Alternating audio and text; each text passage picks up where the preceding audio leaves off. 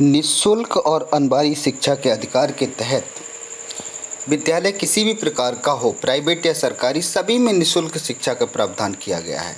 ऐसा धारा 12 में जो अध्याय 4 में है दिया गया है। दूसरी चीज़ ये है कि प्राइवेट स्कूलों में किस तरह से निःशुल्क शिक्षा का प्रावधान किया गया है। तो यहाँ आप देख लें, प्राइवेट विद्यालयों में प्रथम कक्षा के बालकों की कुल संख्या का कम से कम 25% बच्चों को प्रवेश निःशुल्क देना होगा और विद्यालय को अंतिम प्राथमिक कक्षा तक उसे निःशुल्क पढ़ाना होगा। लेकिन ये बच्चे आसपास के दुर्बल बच्चे और अलावित समूह के बच्चे होने चाहिए। कहने का मतलब ये है कि प्राइवेट स्कूलों में जो, जैसे मान लीजिए किसी स्कूल की मान्यता कक्षा 1 से है तो उसमें प्रथम कक्षा 1 कहलाएगी। जिनकी मान्यता कक्षा NC से है तो उसमें प्रथम कक्षा NC कहलाएगी।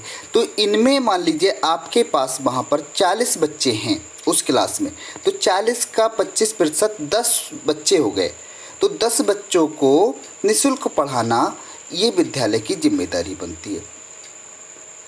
दूसरी चीज़ ये है, क्या निःशुल्क तो पढ़ाया जाएगा तो क्या सरकार से कुछ मदद मिलती है इस तरह के? तो हाँ, ये जो है धारा 12 में दिया गया है कि निःशुल्क पढ़ने वाले छात्रों के खर्च हेतु राज्य सरकार द्वारा विद्यालयों को राज्य द्वारा उपगत प्रति बालक व्यय की सीमा तक या बालक से प्रभावित वास्तविक रकम तक, दोनों में से जो कम हो, प्रतिपूर्ति की जाएगी। कहने का मतलब या तो जो सरकार निर्धारित करेगी वो, या फिर जो स्कूल की फीस है वो, दोनों में से कम कौन सी है?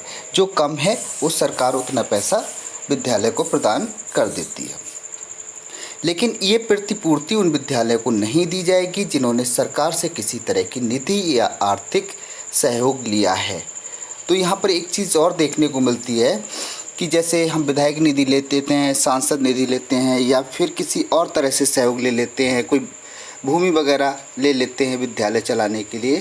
तो ऐसे विद्यालय जो होते हैं वो ये नहीं कह सकते कि हमें भी इस तरह की शुल्क की प्राप्ति होनी चाहिए क्योंकि हम निःशुल्क बच्चों को पढ़ा रहे हैं।